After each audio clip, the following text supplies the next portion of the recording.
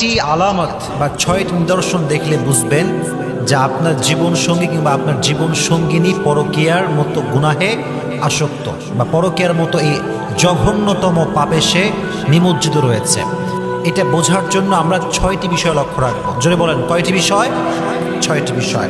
পরকীয়ায় লিপ্ত থাকার মোট ৬টি নিদর্শন রয়েছে। কোনো পুরুষ কি পরকীয়ায় লিপ্ত আছে কিনা কিংবা কোনো নারী পরকীয়ায় লিপ্ত আছে কিনা এটা বোঝার আমার রিসার্চ অনুযায়ী ৬টা আমি বলবো, বাকি অনেকগুলো হতে পারে। ৩টি লক্ষণ আমি বলবো লজিকলি এবং ৩টি লক্ষণ বলবো হাদিস থেকে, যেটা রসুল করিম সাল্লাল্লাহু আলাইহি ওয়াসাল্লাম শাস্তি স্বরূপ বর্ণনা করেছেন। তাহলে মোট কয়টি কারণ আমরা শুনবো আজকে? ৬টি। মাশাআল্লাহ। দেখেন, পরকীয়া হচ্ছে একটি জঘন্যতম পাপ। এটা বিশাল বড় একটি কবিরা গুনাহ। কোরআনের ভিতরে আল্লাহ তাআলা বলেছেন, ওয়ালা তাকরাবুজ জিনা ইন্নাহু কানা ফাহিশা ওয়া সাআ সাবিলা। আল্লাহ তাআলা বলেছেন জিনার আশেপাশে তোমরা এসো না। অর্থাৎ যে কাজটা তোমাকে জিনার দিকে নিতে পারে বা জিনার দিকে অ্যাট্রাকটিভ করতে পারে এমন কোনো কাজে মুমিন কখনো পা বাড়াতে পারবে? এটা আল্লাহ তাআলার আদেশ। এবার হাদিসে আসেন, রাসূল করিম সাল্লাল্লাহু আলাইহি ওয়াসাল্লাম বলেছেন, যে ব্যক্তি পরকীয়ার মতো এই গুনাহে আসক্ত হয়ে যাবে তার জন্য 3টি শাস্তি অপেক্ষা করছে। 1 number, in the day of judgement, কিয়ামতের কঠিন ময়দানে আল্লাহ তাআলা তার উপরে অসন্তুষ্ট থাকবেন, নাম্বার 1। 2 নাম্বার, তার যে হিসাবটা হবে তার হিসাবটা হবে বড্ড কঠিন। আর যার হিসাব আল্লাহ নিবে, যার হিসাব আল্লাহ নিবে সেই দিন তার কোনো ছাড় হবে না। তো তার যে ব্যক্তি পরকীয়ায় আসক্ত, যে নারী পরকীয়ায় আসক্ত, তার হিসাব হবে মারাত্মক কঠিন হিসাব।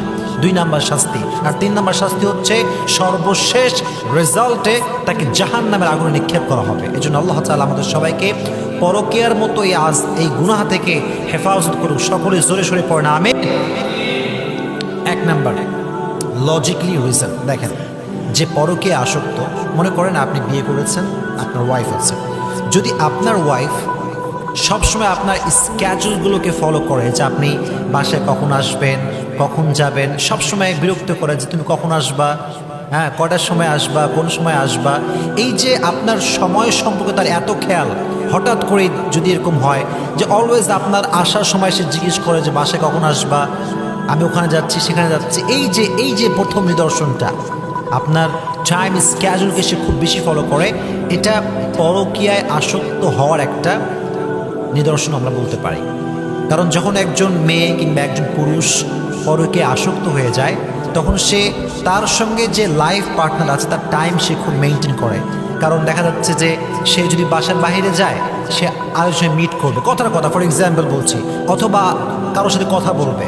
সো আপনি দেখবেন যখনই সে আপনার সময়কে খুব ফলো করছে, কখন আপনি আসবেন, কখন আপনি যাবেন, বারবার ফোন দিচ্ছে কখন তুমি আসবা, এটা যে অলওয়েজ পরকীয়ার নিদর্শন তা কিন্তু নয়। বাকি এটা একটা বেসিক একটি সাইন হতে পারে যে আপনার হয়তোবা জীবন সঙ্গিনী পরকীয়ায় আসক্ত আছে। এটা 1 নম্বর কারণ। 2 নম্বর যে কারণটা সেটা হচ্ছে, যদি আপনার জীবন সঙ্গিনী হঠাৎ করেই, এটাকে কি বলতে পারি, বিউটি সচেতনতা, হঠাৎ করে খুব রূপের যত্ন, কোনোদিনও সাজে না গুজে না, সব সময় নর্মাল থাকে, কিন্তু হঠাৎ করে দেখা যাচ্ছে তার ভিতরে একটা পরিবর্তন, অলওয়েজ সাজে গুজে, মেকআপ, শাড়ি, গহনা, অলওয়েজ ছবি তোলা, কিন্তু আগে কিন্তু সেরকম ছিল না। আর সে যে সাজতে, সেটা আপনার জন্য না, আপনার প্রতি তার কোনো অ্যাট্রাকশন নাই। তো এই যে হঠাৎ বিউটি সচেতনতা, এটা পরকীয়ায় আসক্ত হওয়ার বড় একটা নমুনা। তবে সাজে বলে যে পরকীয়া করবে তা কিন্তু না, আমি জাস্ট একটা নিদর্শন হিসেবে এটা বললাম যে হঠাৎ করে যদি এরকম সাজা গোজা শুরু করে দেয়, কিন্তু আপনার প্রতি কোনো অ্যাট্রাকশন নাই, কোনো আকর্ষণ নাই, কোনো আগ্রহ নাই, এটা একটা নমুনা যে সে এই বিষয়ে পরকীয়ায় লিপ্ত থাকতে পারে। 2 নাম্বার।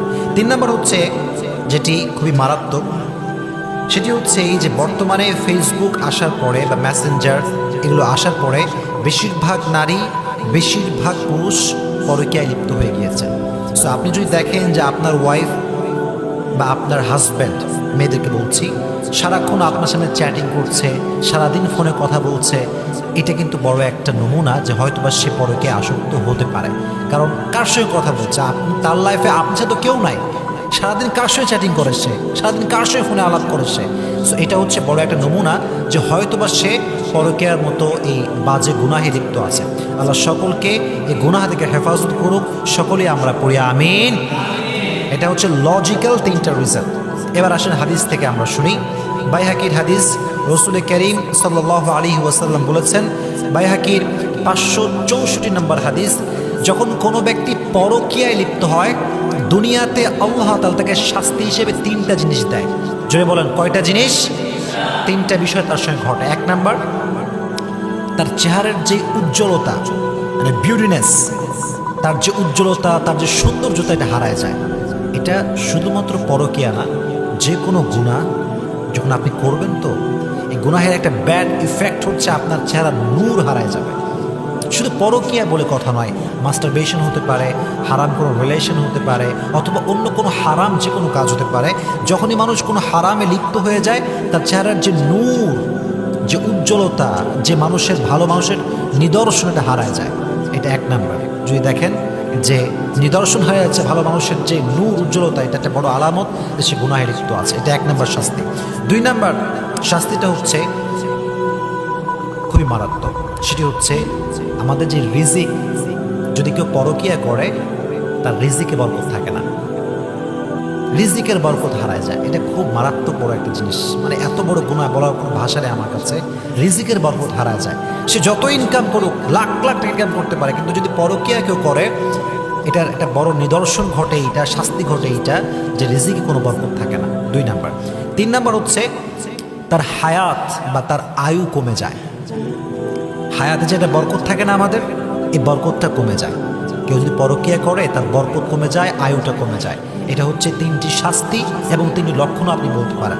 তো আল্লাহ তাআলা এই পরকীয়ার মতো জঘন্যতম অপরাধ থেকে আমাদেরকে সকলকে হেফাজত করুক। আপনারা সকলেই পড়েন আমিন।